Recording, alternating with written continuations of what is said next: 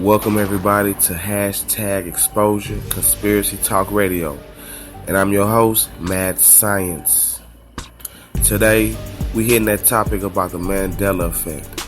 A lot of people don't know about it. A lot of people know about it from hearing about it. So today we're going to investigate. We're going to open our third eye and we're going to look into the mystery of the Mandela effect. Quickly, from my understanding, in 1993, Nelson Mandela died in 1993. How many of y'all remember that? Alright, now, how many of y'all remember him dying in 2013? Wow, right? So, what's going on is they saying that the elites, the people who run technology, they are manipulating time. They are changing certain instances in time that's really significant. Like millions of people remember Forrest Gump saying, life is like a box of chocolates, right? Well, what if I told you, if you go look at your DVD right now, or look at a movie right now, it says life was like a box of chocolates.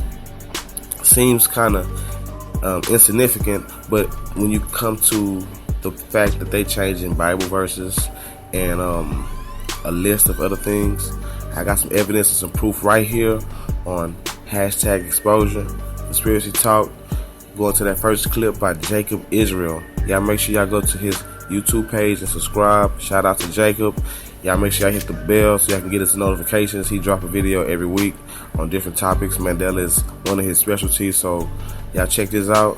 And after that, I got the Paranormal Scholar. You know what I'm saying? Make sure y'all go check out that YouTube page. Real credible people, alright? So y'all be cool.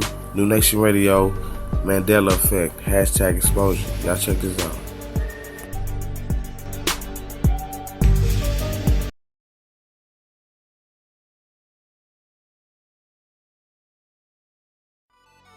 That's right. Everything is changing. It has been changed. Not just like changed now, but changed from the beginning of whatever it is that has changed. Hello friends, Jacob here. What a crazy video I have for you today. Mandela effect is in full effect. I have compiled just a comprehensive list, absolute proof that these changes, many of them, there's no denying that something really, really crazy is going on. A whole new reality has opened up. Like Dorothy used to say, Toto, I don't think we're in Kansas anymore. Now she says, Toto, I have a feeling we're not in Kansas anymore. Either way, it's about to go down and the Wizard of Oz behind the curtain needs to be revealed. Buckle up, people. Don't forget to subscribe. I love you all.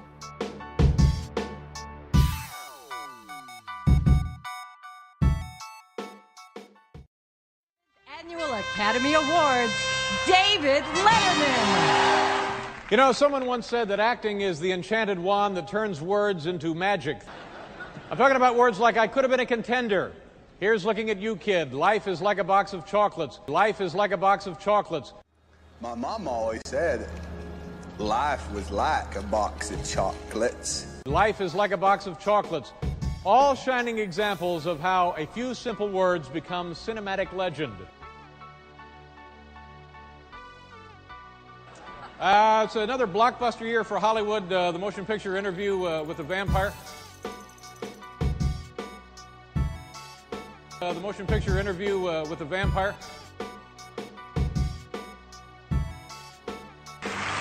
Elliot Goldenthal for Interview with a Vampire. I wanted Interview with the Vampire to be a departure. I wanted to, first of all, I always thought the vampire was the interesting one. Interview with a Vampire. Hello friends, Jacob here. Thank you so much for pressing play. And please do subscribe if you haven't already. So listen, you know, I have been doing just a ton of research on the Mandela effect, and it is so incredibly disturbing. Almost as disturbing as what the senior physicist over at CERN just said about how coming up in just a short couple of months, the LHC, the Hadron Collider, could unveil a whole new dimension. Actually, new dimensions was the word used.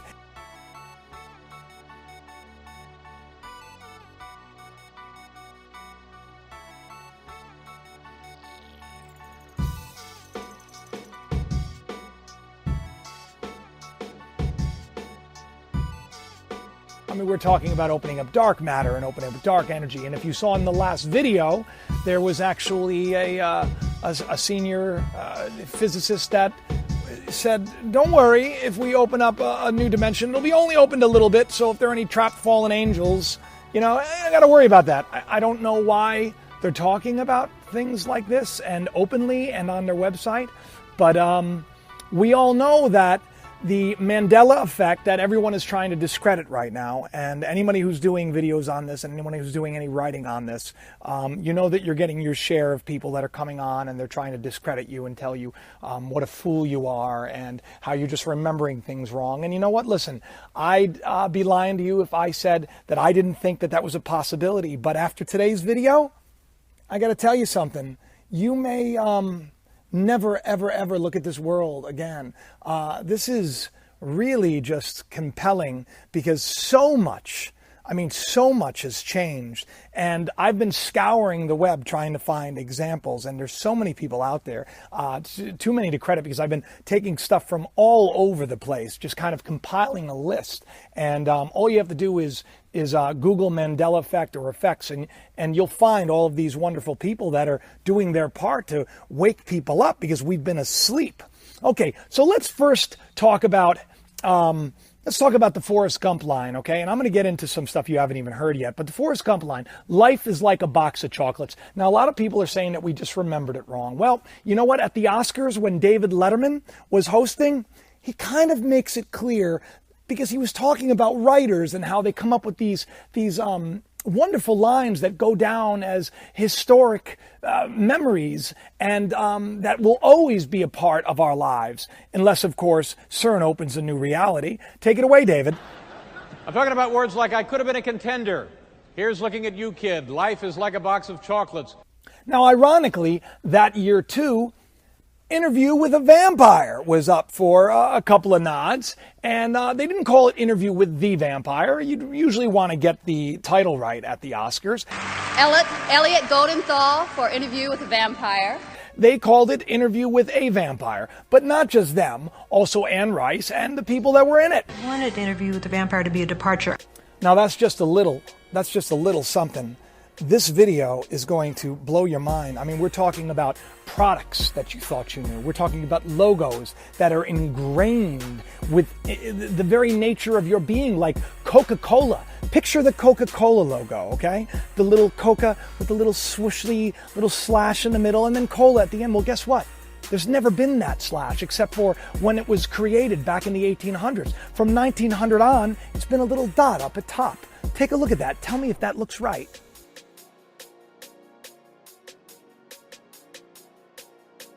But Coca-Cola's not the only logo. No. Yoo-hoo, one of my favorite drinks. Yoo-hoo also has that little dot up top. Now, I have 4 kids, and I love them so much. And I even hate using that word kid. You know, I got to point this out. I think it's ironic that, the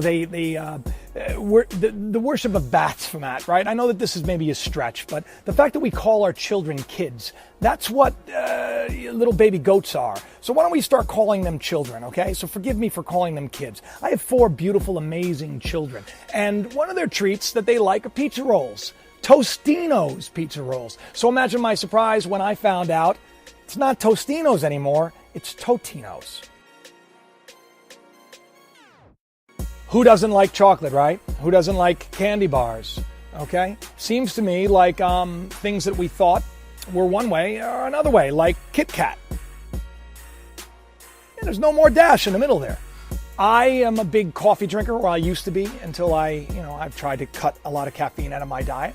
And what I used to do to treat myself was I'd buy a lot of Ready Whip. I loved Ready Whip. I used to put it right up on top, and I'd spray it, in my mouth, and I'd loved it. Imagine my surprise when I found out that whip, we'll spell it in your mind, right? Ready, and then W-H-I-P. There's no H. We find that a lot of these products are it's just poor spelling.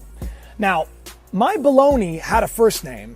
It was O-S-C-A-R. My Bologna had a second name, M-E-Y-E-R.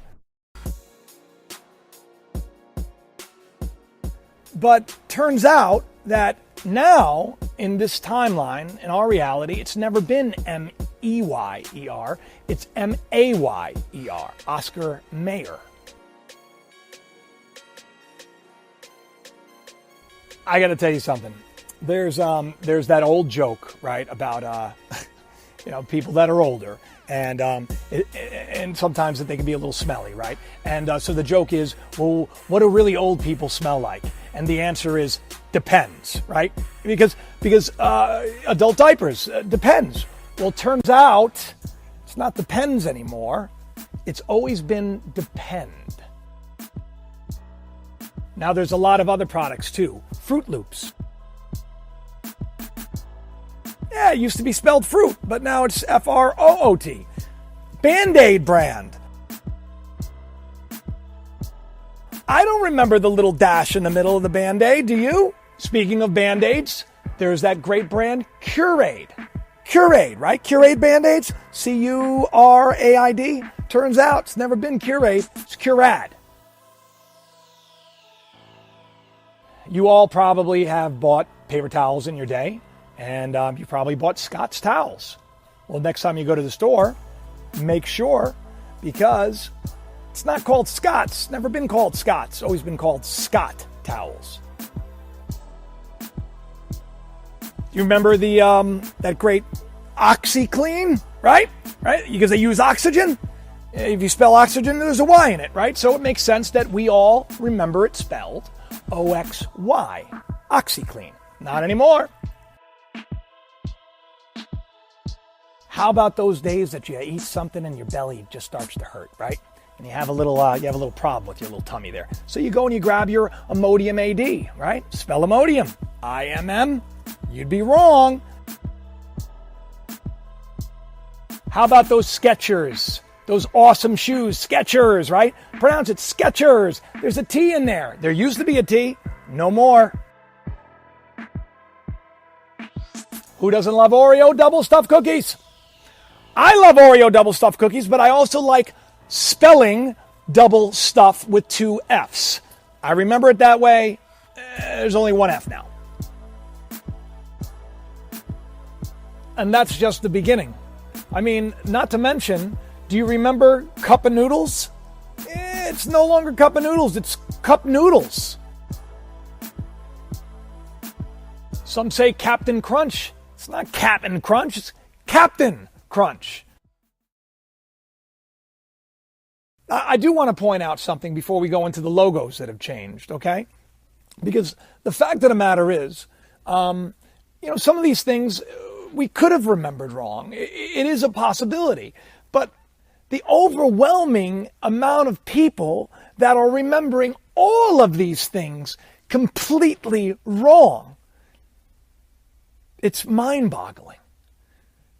And the fact that we have the evidence right before us. We have CERN saying this is what they wanted to do. Not to mention in their video with a little smile on his face like some freak.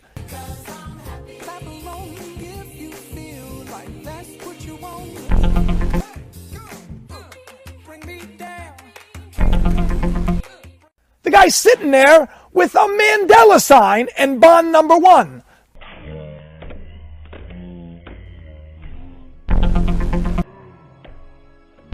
Thank you to all the people that sent me comments and told me that the first Bond, his last name was Nelson. Nelson Mandela, the Mandela effect.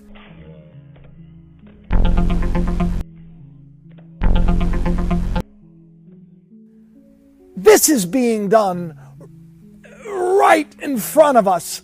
And the irony is, it's kind of like it's become a joke. It's almost a joke. Some people have theories as to why it's happening. Could it be that they're trying to open up a new dimension to save us from Nibiru? Or, well, maybe there's other reasons for it. Who knows? But let me tell you something. There are like world events like the assassination of John F. Kennedy.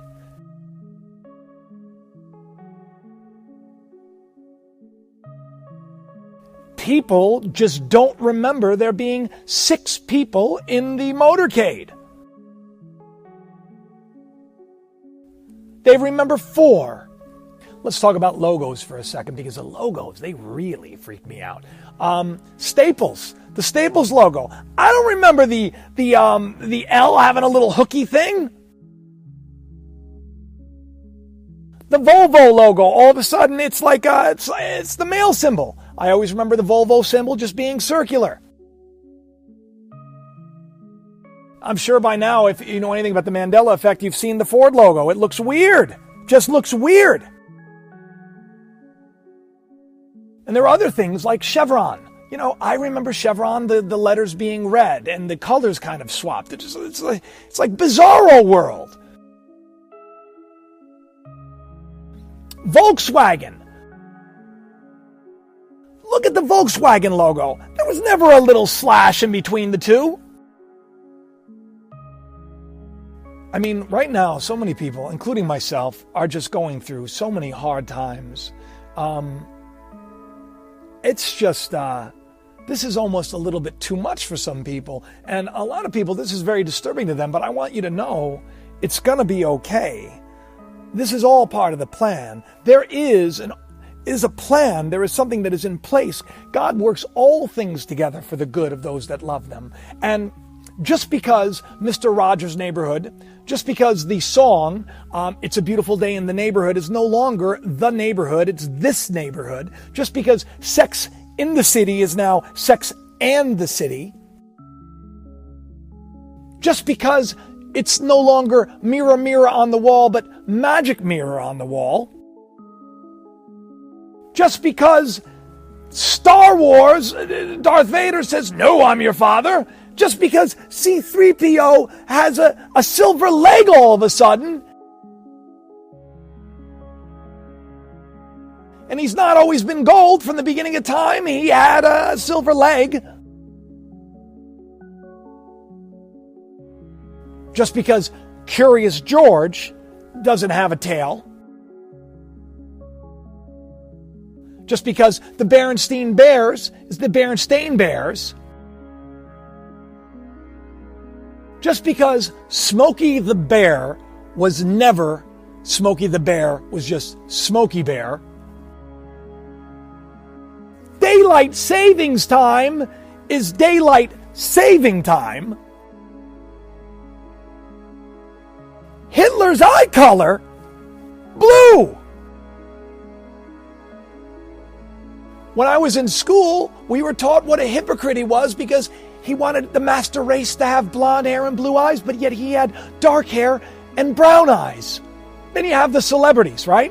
Superman? Who played Superman? Think about it. Yeah, that's right. Christopher Reeves. Turns out, it's Christopher Reeve. There's no S. Steven Seagal? Steven Seagal, the bone breaker? It's not like Steven Seagal. S-E-A-G-A-L. Doesn't make sense. Desi Arnaz? There's no E in Arnaz. Now there's an A. Of course, Shannon Doherty is different. Looney Tunes? Doesn't even make sense. We're talking about cartoons, but now it's T-U-N-E-S. Johnny Quest? What a cool show, right? There's no H in Johnny Quest anymore. Now, if you're a Johnny Depp fan, this is a great trivia question. Remember the movie Rum Diaries? Well, you probably don't remember because now it's called The Rum Diary. I started this video with the quote, "He who controls the past controls the future," by Orwell, you know. And if we get to a point where we don't even know what's real and what's not, if we can't even trust our own memories, it'd be very easy for people to say, well, you're insane and lock you up. But here's the problem is that there's just an overwhelming amount of people that are having this problem. An overwhelming amount. It's not just me and a couple of others. I mean, we're talking hundreds of thousands, if not millions of people see things differently, remember them differently. We saw at the beginning, at the Oscars, David Letterman. When you're at the Oscars, you don't quote a famous line wrong, or otherwise it would be plastered in the newspaper. The author of a book doesn't call it the wrong name. But from the beginning of time, it's Interview with the Vampire.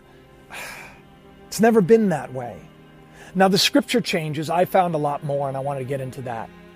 In the beginning, God created the heavens and the earth. It's always been plural, but now it is heaven. In Luke 22:20, Jesus talks about the cup of the new covenant. Now it's New Testament. In Acts 12:4, they talk about Easter. They were Jewish. They didn't celebrate Easter. They didn't know anything about Easter. And yet my old King James Bible, it says Easter now. From the beginning of time, Easter. They celebrated Passover. The sower goes out into the field and he sows good seed, and some of it falls among good earth. And the good earth, it's not the ground. It's the cares of the world. The thorns strangle the cares, plural, of the word. The thorns, the deceitfulness of riches, the cares of the world. You know, like worrying about your bills, or worrying about this, or worrying about a spouse that wants to leave. You know, the cares, the troubles of the world. That strangles. That's the thorn. The cares, not care, of the world. The scriptures have changed. When Jesus went into the temple and he saw them selling and exchanging, he said, "You've turned my Father's house into a marketplace." And in another book, he calls it a den of thieves. But now it is, "Don't turn my Father's house into a place that sells merchandise."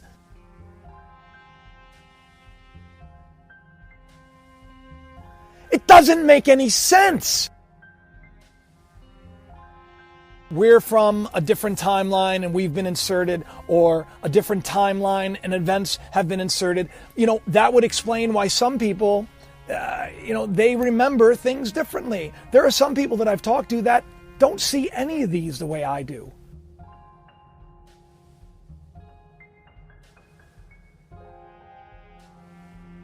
But a majority of them do. A majority of them don't remember the Home Depot. They remember Home Depot. And the list goes on and on. I wanted to give a comprehensive list because I want everybody to really think about this. I want people to pray about this. I want people to tell other people about this. Share this video. Get it out there. There are other people that are doing videos on this as well. Research it. Because every day we're finding more and more and more of these changes. It's like people are changing today. Times are hard. The world's a mess. People are suffering. Earthquakes, wars, volcanoes, meteors. I mean, it's like cats and dogs living together. The world, birth pangs. And there are people, whether you want to call them the sinister powers that be, whether you want to call them the Illuminati, whatever you want to say, whether they have nefarious plans or whether what they're doing right now is actually for our good, because we don't know. And the reason we don't know is because no one is being transparent. We need transparency. When these senior physicists and scientists are saying they're trying to open up new dimensions and they're succeeding, is it any wonder that there have been changes?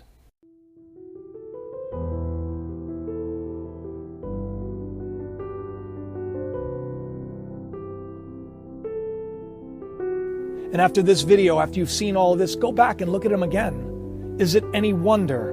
I remember the Gordon's fishermen. I have 2 dogs. Bulldogs. They stink. I use Febreze with 2 E's. Febreze with 2 E's. And yet from the beginning of time,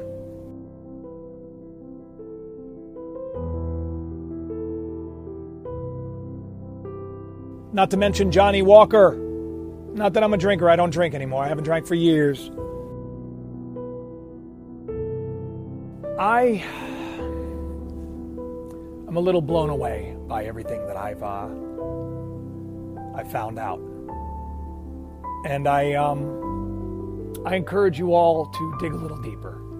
All I wanted to do was, show everyone that there is more. And that's why I think we need to right now. We need to go within and we need to pray and we need to seek God and we need to say, Lord, teach me the truth no matter what the cost. I never ever talk about revolution in the world. I always talk about a revolutionized thinking. We need to love more than ever before. We need to have hope and we need to have faith, and we do not need to be scared, because there is nothing to be scared of, because God is in control and always has been. And I love you all, and I hope that you all share this video around. So for those people that say blah, blah, blah, you're wrong, wrong, wrong, and bop, bop, bop, bop, you say, well, just take a look at this. And then go scour the internet for more. My novel.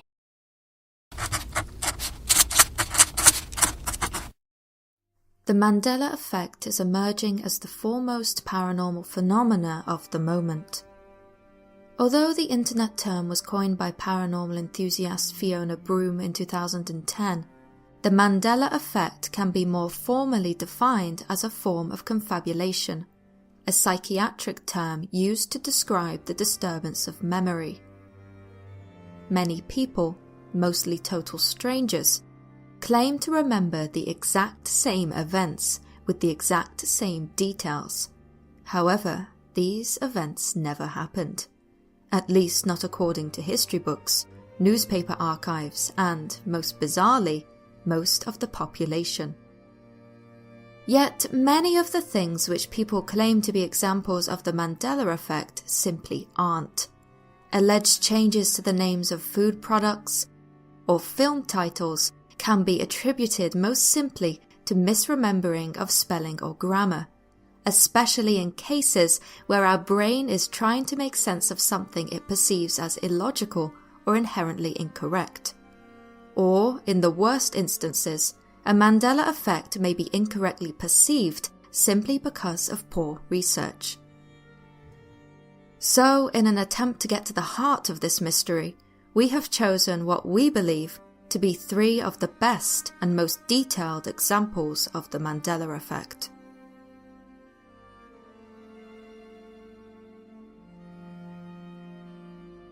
The origin of the term Mandela effect comes from the iconic figure himself, Nelson Mandela.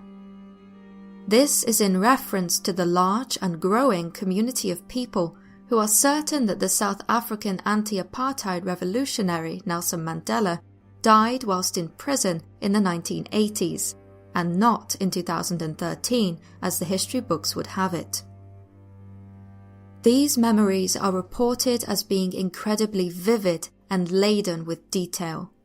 Many remember ongoing funeral coverage in the aftermath of his alleged passing, with people citing CNN and other news outlets. I also remember reading the newspaper and all the hoopla about Nelson Mandela dying on TV. I remember the banners at his funeral. I am an adult and take such history seriously. When he was released from prison, I was flabbergasted. Yet the detail does not end with his funeral. Many people report that they remember a court case after his death, surrounding a dispute with his widow over the rights to a book deal. They even detail charity concerts, an Oprah special on television, and even of ensuing civil unrest in South Africa.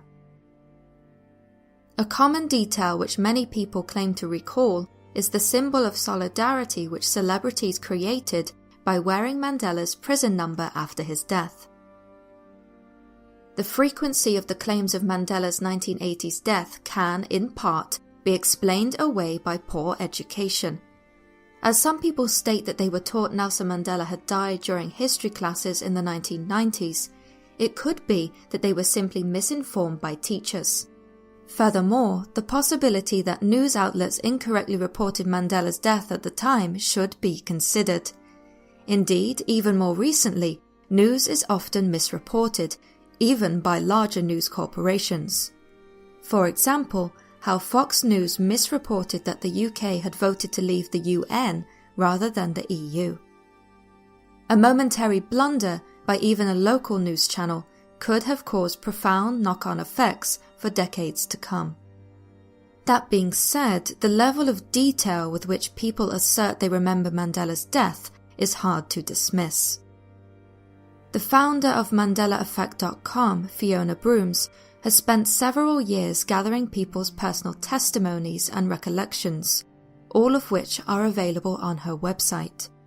These statements help to illustrate an astonishing level of detail and surety. Both my wife and I remember Nelson Mandela dying in prison. Included in this memory are the funeral snippets on TV and a legal flap over book rights involving his widow. I remember Nelson Mandela dying in prison. I remember events after he died, like a really big Oprah episode, concerts in his memory, celebrities all wearing his prison numbers, etc.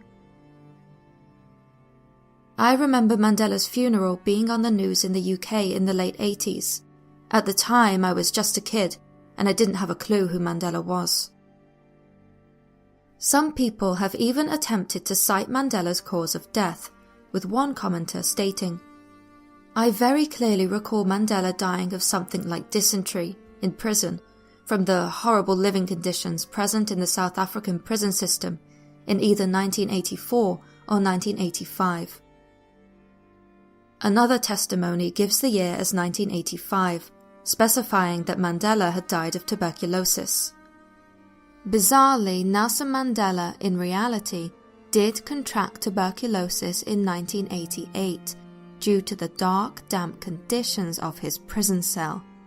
Some who support the Mandela effect have theorized that this could have been the moment when a timeline diverged. In one version of events, Mandela survived, and in the other, he died.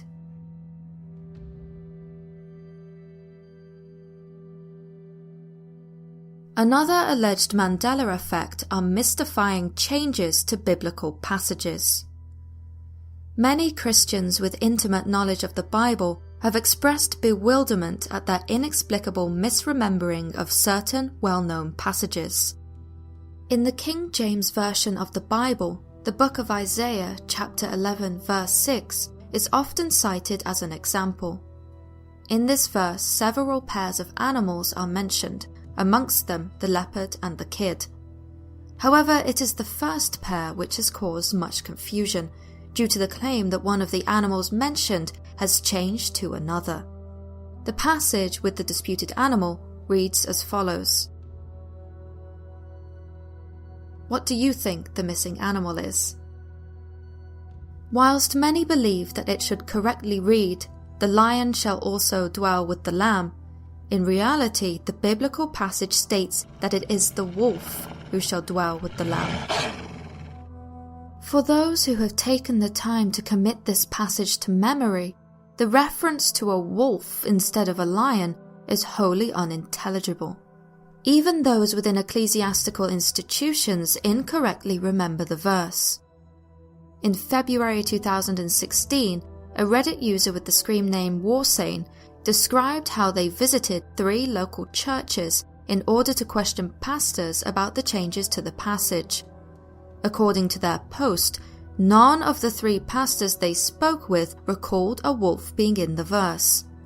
They also explained how one of the office ladies I talked to whilst waiting to see one of the pastors was so sure I was wrong, she scrambled to break out her mother's old Bible from the 1940s and had that bewildered look on her face when she read the verse. Christians are becoming increasingly worried about what this passage change means. Certainly, the metaphorical meaning of a lion lying with a lamb completely morphs once that lion is substituted for a wolf. What was once an image of a mighty and noble predator protecting the weak becomes something crafty and suspicious, a wolf in sheep's clothing. For some Christians looking to explain this puzzle, allusions to the arrival of the Antichrist have been made. A further perplexing element is the readiness with which one can find religious imagery of a lion and a lamb together. Why is this the case when the passage refers to a wolf? Certainly, those who attended Christian schools and Sunday schools as children are adamant that they remember artwork on the walls depicting a lion and a lamb. With emphasis on memorization of biblical passages being so common at the more fundamentalist of churches and religious schools, it is truly bizarre to think that so many Christians are reimagining the verse. And it seems as though there may be some evidence which supports people remembering of a lion. In the 1941 biography film Sergeant York, a character is shown reading Isaiah 11:6 from a Bible. Sure be much obliged if I could have a cup of water. Got some nip inside it. Well, that'd go mighty good. I'll be getting it. And the lion shall lie down with the lamb.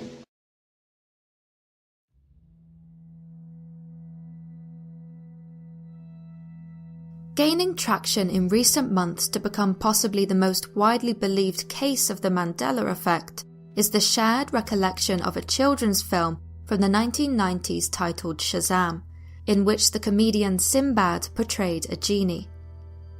In spite of Sinbad's repeated denials of the movie's existence, an ever-growing community of people are adamant that the movie Shazam once existed.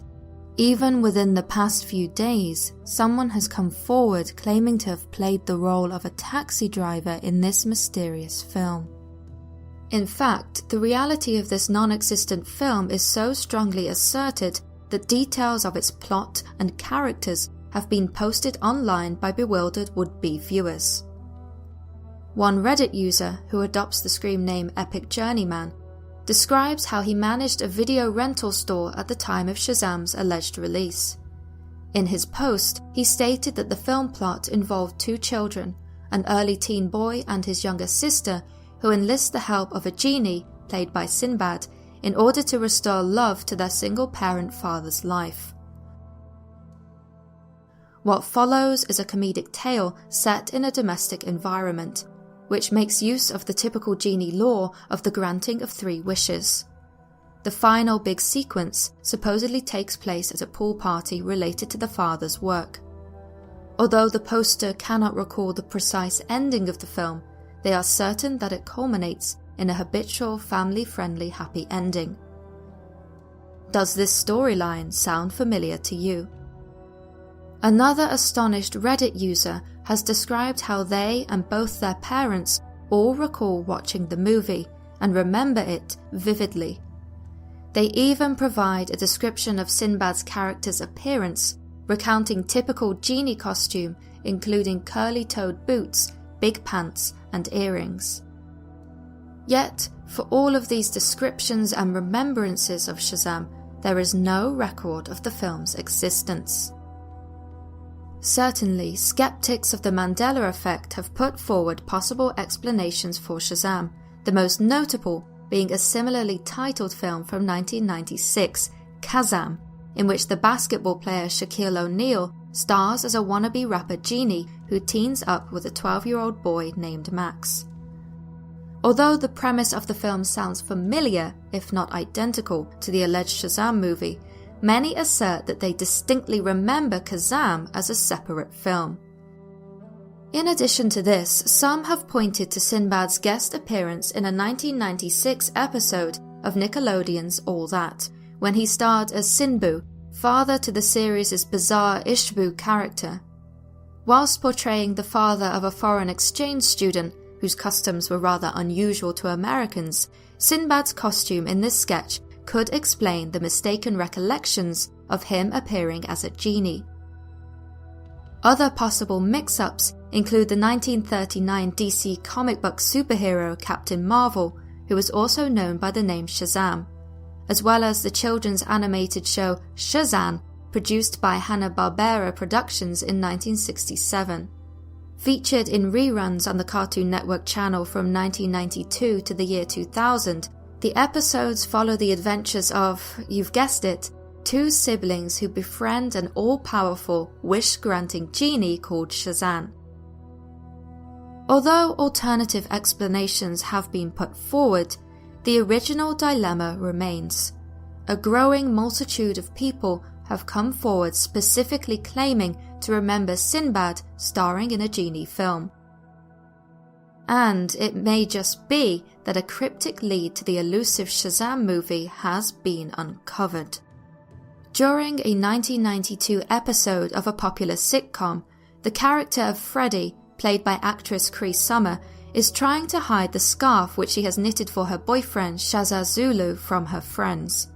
In order to distract attention from what the S and the Z on the scarf symbolize, she says that the scarf with an SZ could be for someone who loves Shazam. Who would knit a scarf with the initials SZ on it? Someone who loves Shazam! As a laugh track follows, it suggests that the audience would have understood the reference and have found it humorous. Bizarrely, Sinbad starred alongside Cree Summer in this very TV show, until only the year before this episode, 1991.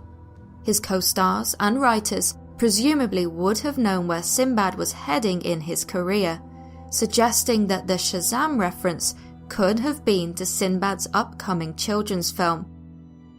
Yet, the most bizarre and ironic twist to this quandary is the name of the TV show. It seems that the only remaining reference to the non-existent Shazam film is in a different world. If you would like to see us do a video about possible theories and explanations of the Mandela effect, please leave a like and comment below.